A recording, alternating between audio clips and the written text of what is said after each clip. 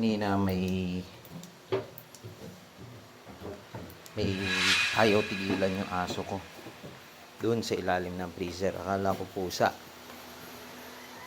Kasi narinig ko naggaganon siya.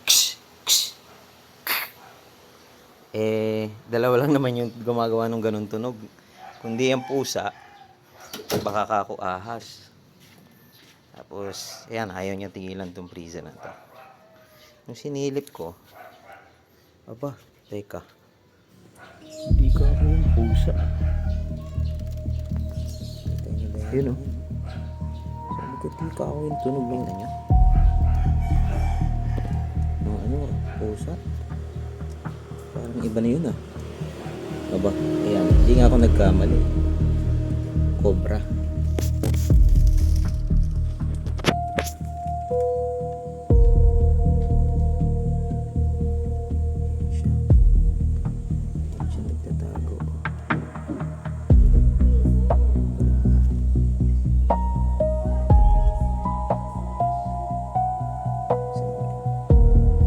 Wala ayaw tigilan ng aso. Akala ko pusa. Nung narinig ko yung pag ano niya, parang pagsinga, sabi ko parang hindi pusa yun ah.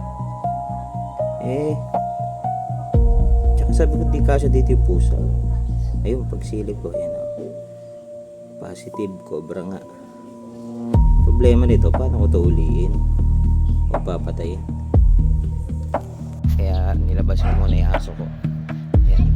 Nilagay ko muna dito sa puno. Kasi baka matuklaw si Bella. Hanap tayo ng huli. Bantayan niyo si Bella ha.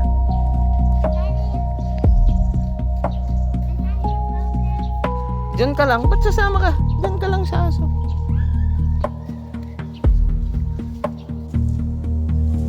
Kaya ang ginawa ko, nag-improvise ako ng pamatay ng cobra.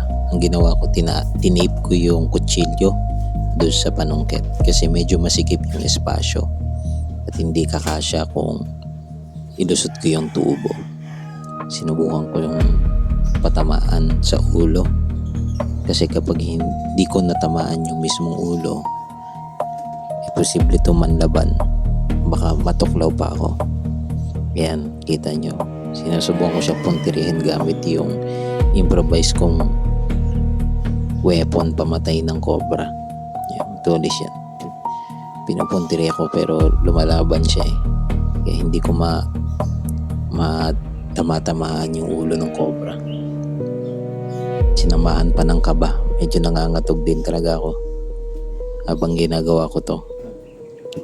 Hanggang sa nagdalawang isip na nga ako. Kasi mahirap na, baka mamali ka ng tusok, imbis na mapatay yung cobra, ikaw pa mapatay. At sa ilang sandali lang dumating na rin yung gwardiya na pinatawag namin. Kasama ko siya, sinisilip namin. Pero pagbaba ng gwardiya, nung nakita niya na malaki na yung cobra, sabi niya hindi natin kaya yan. Doon siya nag-decide na tumawag ng barangay. Sinubukan namin tumawag sa barangay. May nakausap kami somebody from barangay hall. Kaya lang, tinanggihan kami ng barangay. Sabi, wala daw sa kanila marunong humuli. Lalo pa nung nalaman nila na cobra. Kaya tumawag ako sa 911 at nagbaka sakali ako na makatawag ng rescue kung sinong department yung may kakayanan humuli sa ganitong klase ng mga hayop. Kaya lang kung makikita ninyo, inabot na ako ng 5 minutes pero wala pa rin talagang sumasagot sa 911. Hindi ko alam kung walang available na agent o hindi na talaga nagpa-function na maayos yung 911. Kasi ang alam ko, itong 911 ay proyekto ng nakaraang administrasyon. Kaya hindi ako sigurado kung pinagpatuloy ba nung administrasyon ni Bongbong Marcos itong 911. Kaya ang ginawa namin, tumawag na lang kami sa local police station. Then tinanggihan din kami ng PNP. Sabi wala daw silang kakayanan nga na hulihin yung cobra. At sabi ko, transfer nyo na lang ako sa alam ninyo na marunong at kayang humuli. Kaya nagpa-transfer ako sa CDRRMO ng General Trias at doon finorward nila kami sa Bureau of Fire.